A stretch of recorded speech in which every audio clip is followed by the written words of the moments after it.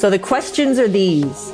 How can we really activate the best of the private sector to meet the challenges of the real world? Is there a way to accelerate my career that doesn't involve boring online or classroom courses? And can I really impact people in the developing world with the skills that I have? Can I finally feel proud of what I know? Those are the questions, and this podcast will give you the answers. My name is Philippa White, and this is TIE Unearthed. Keep listening, and you can follow us on our journey as we show you how we're connecting the private sector with the social sector to make change. Hello, everyone. Philippa White here, and welcome to episode 26 of TIE Unearthed. I am so looking forward to speaking with Carly Avener today, Managing Director of Leo Burnett, London. Hi, Carly. Hi, Philippa. It's great to have you here. Thank you. It's lovely to be here. Thank you for having me. Great. Well, a few weeks ago, I was honored to be invited to the Leo Burnett London virtual agency meeting. There we heard Charlie Rudd, who's the CEO, talk about what a post-COVID future looks like.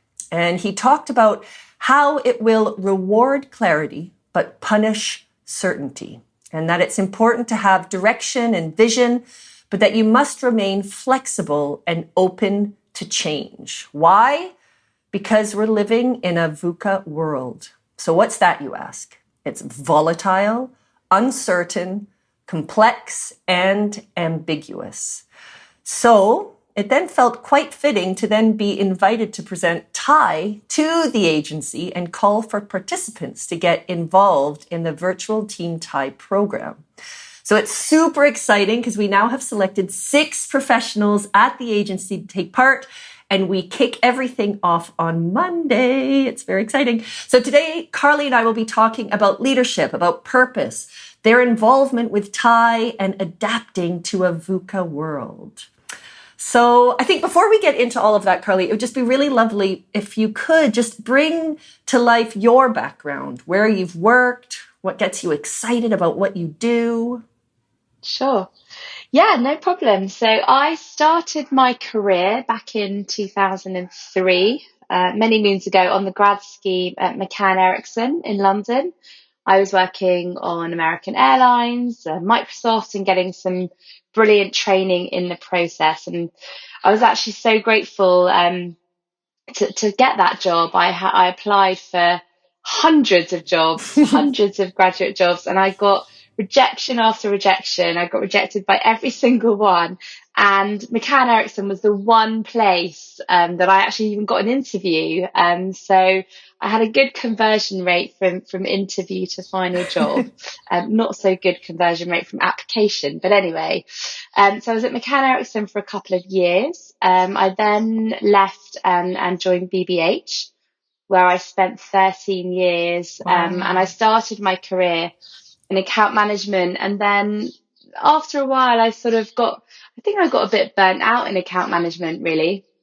Just sort of lots of conflict with clients, which was beginning to wear me down. And I had an opportunity to move into the new business department, which I loved, actually. I found it really interesting and exciting, dynamic part of the agency. And also it was a chance to kind of almost act out the job that a lot of my clients have been doing. You know, we were the sort of sales and marketing department for the agency. So thinking about the BBH brand as well as our clients' brands. So I was in new business at BBH for a while.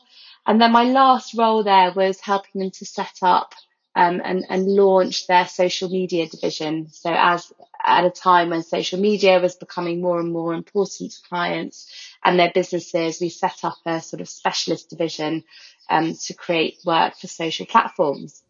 Wow. So that was my time at BBH. In that time, I had a baby, went off on maternity leave, and then I joined Leo Burnett about 18 months ago, so as managing director.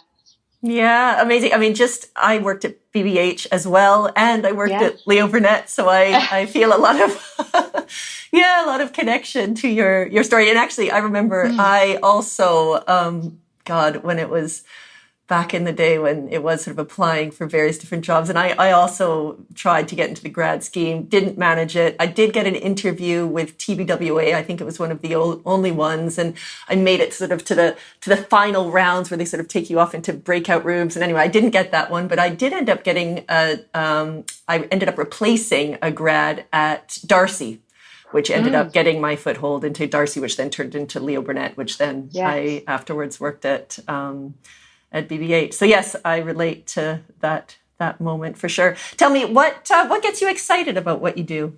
What the thing that I love, which I've always loved about what I do, and which is why I wanted to get into the industry in the first place, is advertising and marketing is for me where sort of creativity and commerce kind of come together. And that's what I think that's quite a unique thing. And that's what I really love about what we do, is using creativity to fuel growth for our clients, for their businesses, for their people, but doing that in a really exciting, creative, unexpected way. That's what I love, and that's what I've always loved. And a big part of that is working with creative people. I find them just fascinating and brilliant and inspiring, and that fuels my creativity as well. So, and that I think is something really special that this industry has, that we need to really protect and nurture as much as we can. Yeah, I couldn't agree more. Couldn't agree more. That's exactly the reason why I absolutely adored working in advertising. Now, I recently read an interview with you where you talk about human brands and how brands are dialing up their role in society. And, as we know, post-COVID, during COVID, even pre-COVID, this is definitely a movement, I guess, that isn't going away. Perhaps things have even changed post-COVID, but I'm just super keen to know from you, who's been working in the industry for so long, can you bring this to life for us? Sure, yeah. I mean, I think brands have such an important role in society, especially in this kind of uncertain, volatile world that we're living in, where, frankly, lots of our governments don't always provide that leadership and that direction, and make the decisions that people want them to make. And I think, therefore, people look to other places for that leadership and that direction. And I think brands have the scale to do that, and they have the platform to do that. And I think people do look to them to lead the way when it comes to doing the right thing for the planet, or for equality and diversity, to fight racism. I think that people do look to those places for that, and I think that's increased a lot recently. And it's not enough to just sell products. Brands have to understand the power that they have in society and use that power for good. And I think that's what being a human brand is all about. I couldn't agree more about the power of the private sector, for sure. I mean, obviously, Leo Burnett works with so many different brands. I just wonder, can you bring this to life, and just to provide the listeners with a bit of an example from your experience, just what this looks like?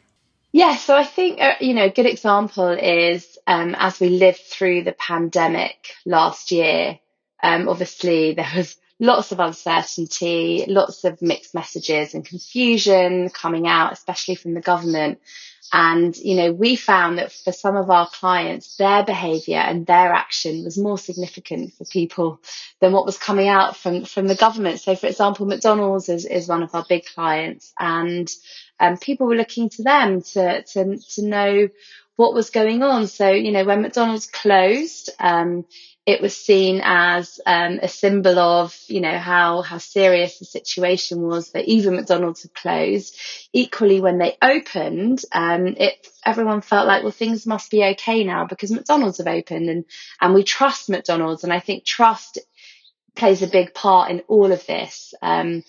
Consumers do put a lot of trust in brands, and I think the most successful brands are the brands that really build trust with their audience and with their customer, because they behave in the right way, they take their customers seriously, they understand the lives of their customers, and they behave in really responsible ways. And we certainly saw that through the pandemic with some of our, clients like McDonald's and Kellogg's and Premier Inn, where people really sort of took their actions and their behaviour as a signal of what was going on in the wider society. Yeah. It's funny actually, because when I'm talking about Thai and sort of presentations, or if I'm asked to speak, or on info sessions when I'm talking to people about it, but one big part of Thai is anyone who's listening, who's sort of following our journey. I mean, I really couldn't stress enough the power of the private sector, and actually it is up to the private sector, I think, to be a big driver in making the world a better place, because we have the reach and we have the money and the financial resources and the human resources. And unfortunately, the government just can't do that. We don't trust it. It's all over the place. The decisions are all over the place. Unfortunately, NGOs don't have the financial resources and the human resources to have the scale of impact. But these brands, the key really, and I couldn't agree more, they just need to understand, one, that power, two, being responsible, and then helping to direct society in the right direction. And the opportunity is huge. So absolutely. Agree more. And we're seeing that, when we look at diversity, which is a big topic within marketing at the moment. And, brands do need to represent everyone in society. And we've seen with our own clients that when they do that, and when they do that in a sort of respectful and sensitive way, people trust the brand more, because they're seeing their real world reflected back at them. Yeah. And also, not even just their real world, but actually brands can push on those, not those stereotypes, but they can undo those stereotypes, and they can present a much more progressive view of society, the society that we're all striving for. So I think they have a really important part to play in all of that. Yeah. Now, stating the obvious, COVID has certainly shaken things up in a few ways. Do you think COVID has changed organizational culture? And if it has, how is it changing from your point of view?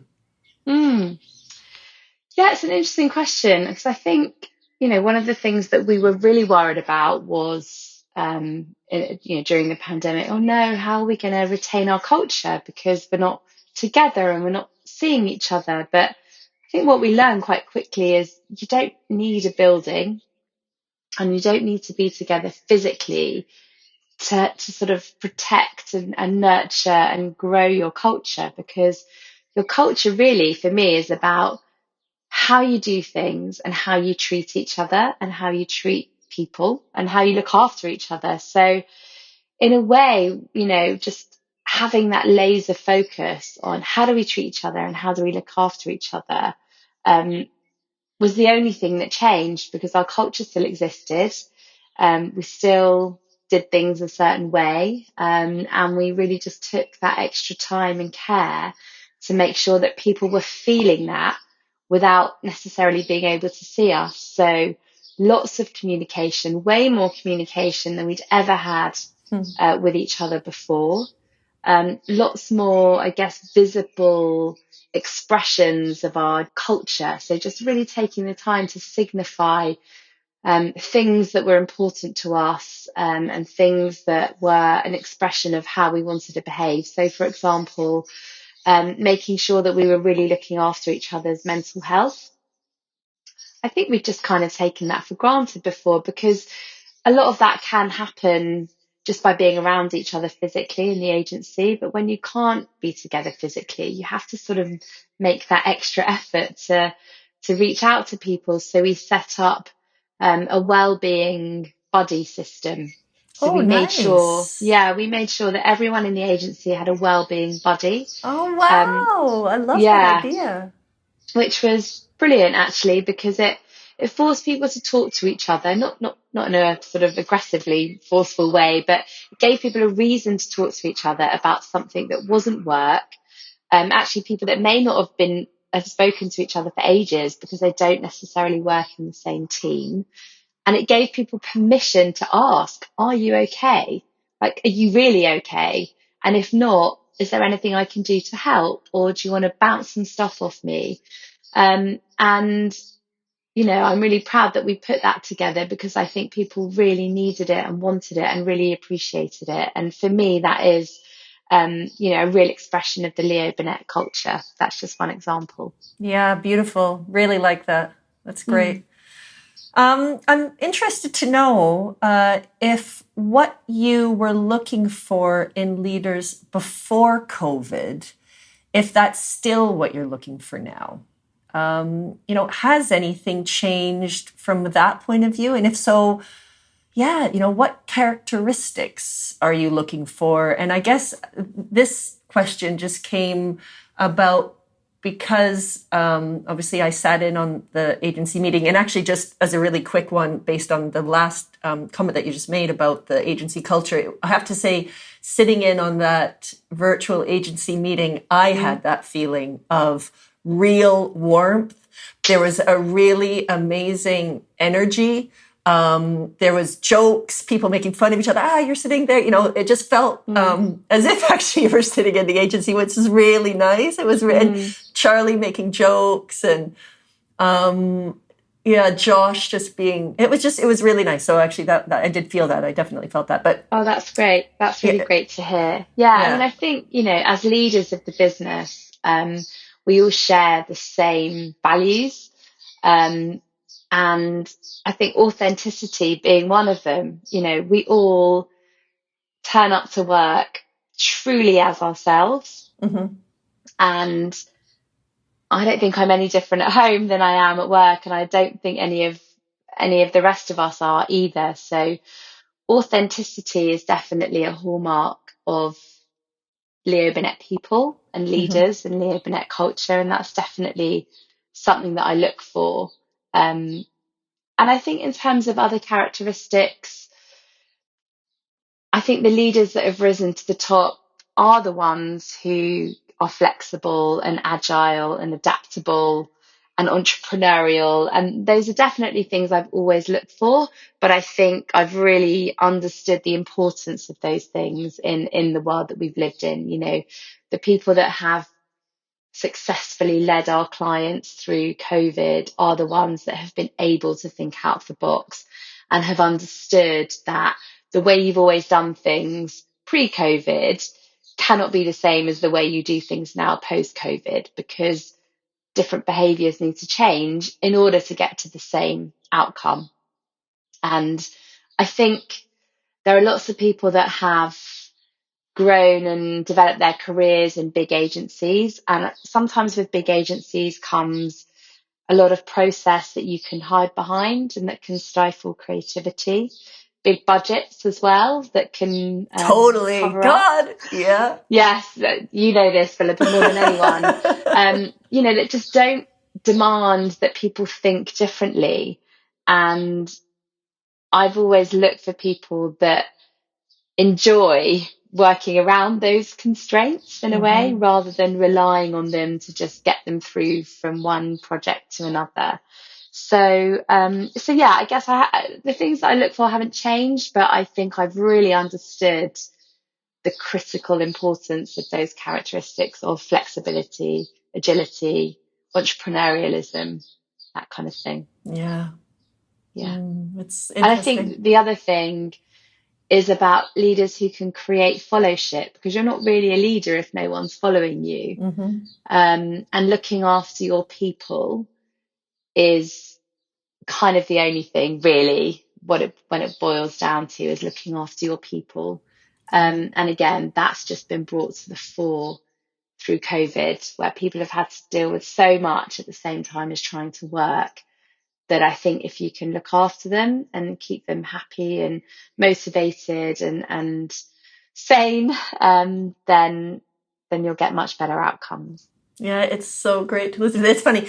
I don't know if you know, I think, you do know this, because with the Thai program, which we'll talk about in a sec, but we have a lot of it's housed on a portal. And each week, individuals will get a video from me just to kind of welcome them to that week and key things to think about that week. And their resources are on the portal. And then of course, there's the live stuff as well. But that's just a nice kind of welcome to that week.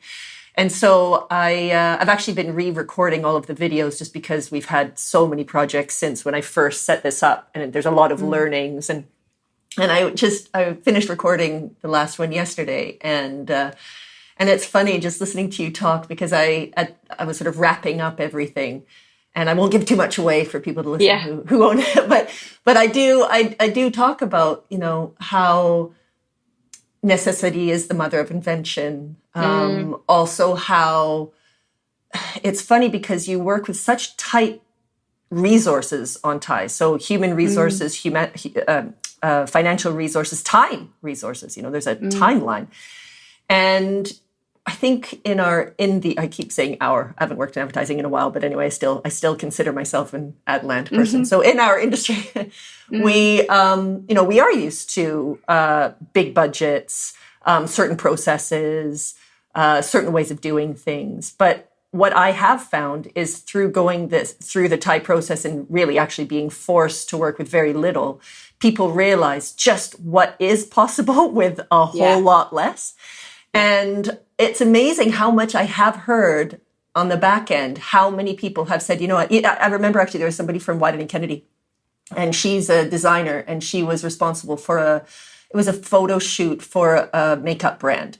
And she said, I showed up and one person was sick. They didn't manage to make it for building the set. And also the money suddenly got slashed, and everyone was on this set and had arrived. And the first, response everyone had was, this is impossible. Sorry, this is impossible. And she said, well, it can't be impossible because we're here, we're paying for this space and we need to make it work. And she said, it's so funny because I had just been through the TIE program, I looked at this and I was like, it's so funny. I think before I might have joined that bandwagon and said, that's not possible. But she said, you guys have literally no idea what we managed to pull off with a fraction of this amount of money. We will make this happen. She said, we did. And it was amazing. And she said, it's so funny because I see the world differently just because of what I saw was possible. And anyway, so it's just really nice to listen to that, because it'll be interesting to hear what the participants who are involved with Leo Burnett say at the end of this, because this is a big part of what we try and drive them. Yeah, I really hope that they take something from that into their, day jobs. I probably should have mentioned this up front, but I had a startup about 10 years ago, over 10 years ago now. It was a failed startup. It never fully got off the ground.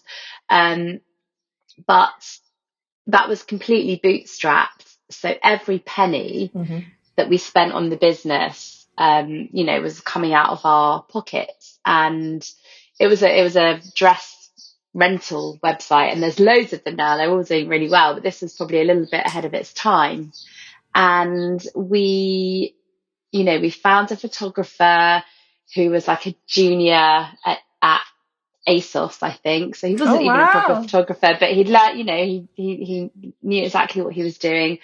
I asked, I was at BBH at the time, and I asked him if I could use the office at the weekend as our studio, which obviously didn't cost us anything.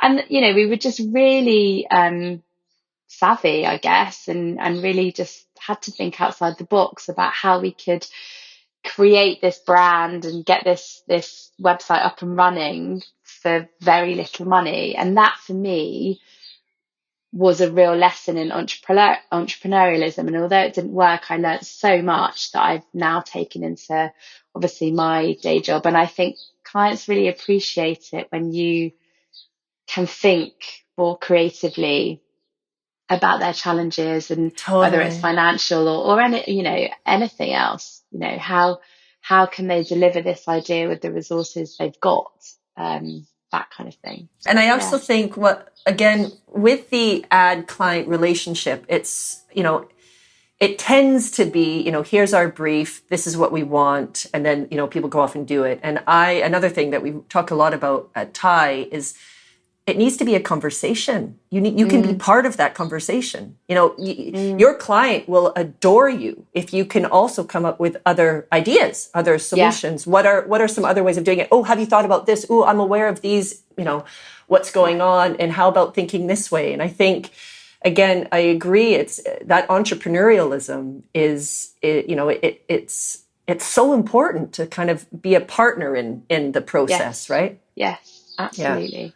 So, just you might have covered this off, but I'm just keen to know if there's anything over and above what you've said. But, are there any opportunities that COVID for you has unearthed in your world? I mean, do you see, obviously, there's a lot of dire, horrible stuff from COVID. I get that. But at the same time, I personally, I think a lot of what has happened for where even my business has got to as a result. And I think there's always a silver lining. I am an optimist. I'm definitely more an optimist than a pessimist. So I definitely tend to see the silver lining. But I imagine a lot of businesses feel the same way as well. What opportunities have unearthed for you guys? Yeah, definitely. There's definitely been some good stuff to take out of this. I mean, I think the obvious thing is how we work and where we work. So that flexibility that um, people were always looking for and talking about um, has happened. We now work in a really flexible way. There is no question in anyone's mind about whether or not people can work effectively from home. And I think that will disproportionately benefit women, which is a really positive thing. Women who were previously, having to leave the office at 2 o'clock to do the school run, that kind of thing. I think the ability to just be at home and be closer to the family will make a massive difference and will hopefully, keep really talented women in this industry for longer. Yeah. So that's been a really positive thing. And I think connected to that, being able to work with people outside of London, talent from outside of London, which has been a real challenge for the industry in the past. We now know Interesting. that, Yeah. we could hire people who are based outside of London who don't necessarily want to or can, for whatever reason, live in London. And I think there's so much talent that's been untapped up until now. That's So that's a fascinating. huge, a Yeah, huge that's great. opportunity. Yeah. So I think definitely from a sort of ways of working and talent perspective, there's lots there.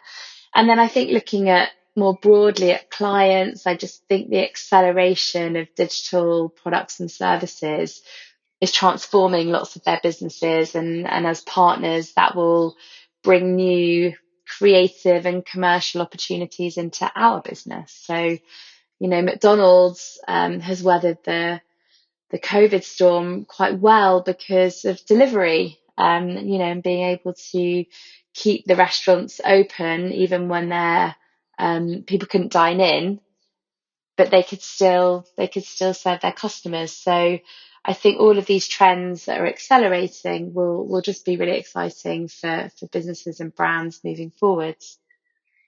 Do you have a lesson that you've learned while navigating the COVID crisis?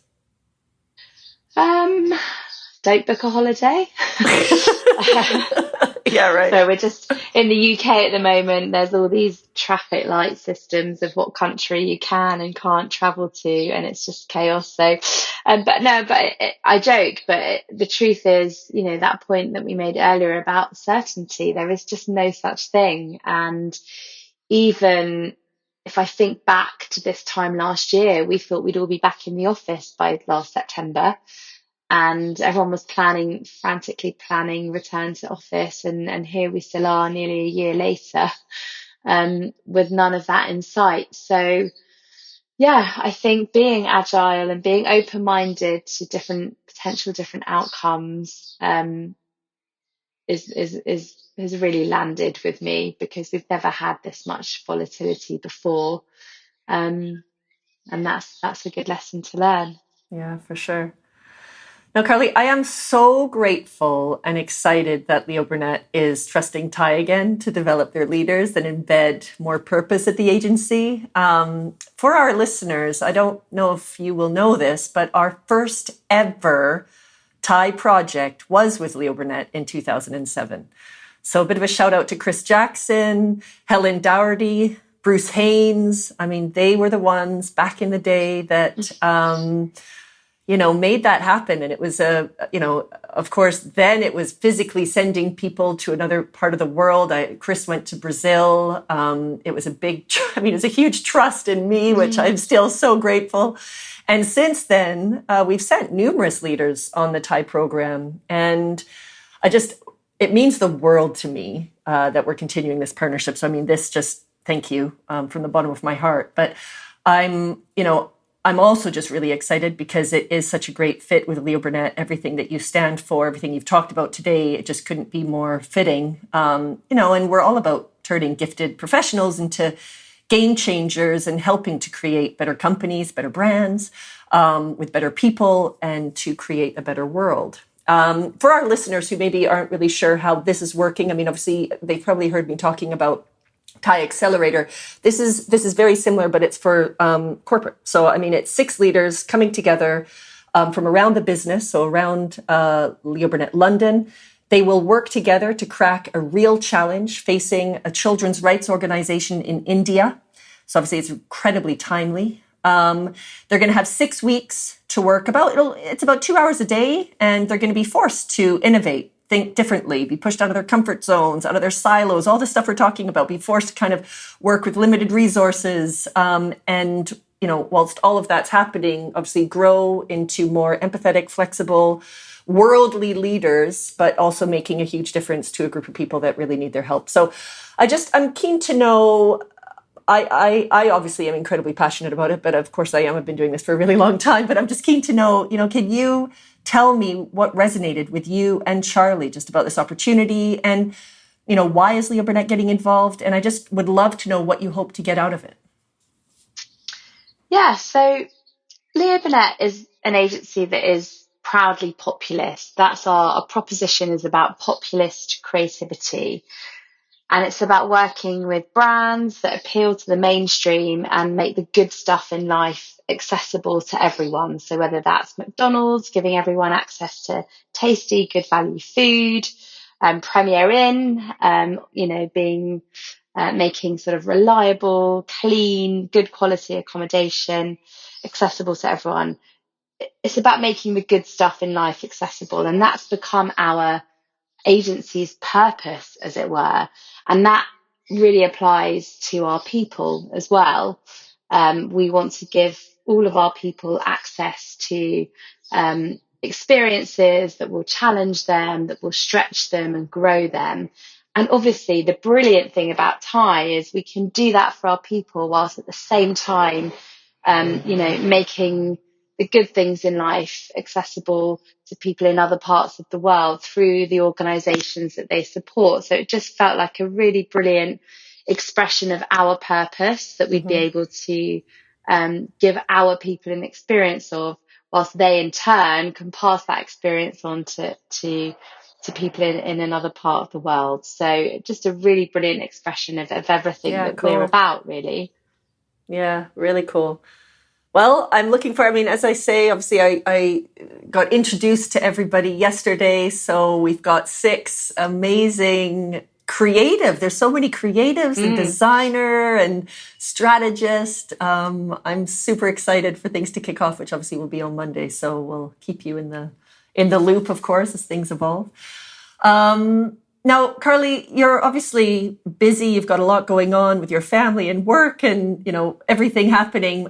As we're wrapping up the podcast, we're coming to the end, but I'm just wondering, what are you working on at the moment, or what can you tell our listeners perhaps that I haven't asked you? What would you like to leave our listeners with? Sure. Yeah. Look, lots of stuff going on. I think I've touched on things like diversity and mental health, and they're really important pillars of our sort of plan for this year. But I think the thing that I'm most excited about is I'm making lots of ads, and I'm making lots of work at the moment, and sort of getting back to the heart of what we do. Leo Burnett won a lot of lovely new clients at the end of last year and the beginning of this year, and we're now just sort of getting past that pitch phase and at the point where we're actually sort of making work for them. So it's lovely to just be back at the heart of that creative process, and partnering with clients to kind of support them on their path to growth. So that's the thing that I'm excited about at the moment, and that I'm up to and focusing on, which is what it's all about, really. Yeah, for sure. Good. Well, that must be a wonderful feeling. Definitely different to this time last year. So I'm thrilled to hear that. Well, Carly, thank you so much for joining me. It's just been really amazing to connect. As I say, I'm really excited about what the next 6 weeks have in store for all of us. I really appreciate everything. A shout out to Charlie as well. Thank you, Charlie. And thanks for joining us. Pleasure. Thank you, Philippa. Take care. Take care, Carly. See you. Bye. Bye. Hey, everyone. This is Philippa again. So this is your chance to get involved with TIE. We have 3 absolutely amazing virtual opportunities available, all rooted in connecting the private sector with the social sector to make change. TIE has never been more necessary than right now. So if you're looking for life-changing leadership development opportunities for your employees and you want your company to impact the world, we've got you covered. If you're looking to step out of your comfort zone and use your skills to make a difference and keen to meet other like-minded professionals with similar values, then our TIE Accelerator program is for you. There are so many options, so I urge you to get in touch. Go to theinternationalexchange.co.uk for more information or just shoot us an email. Better companies, better leaders, better world.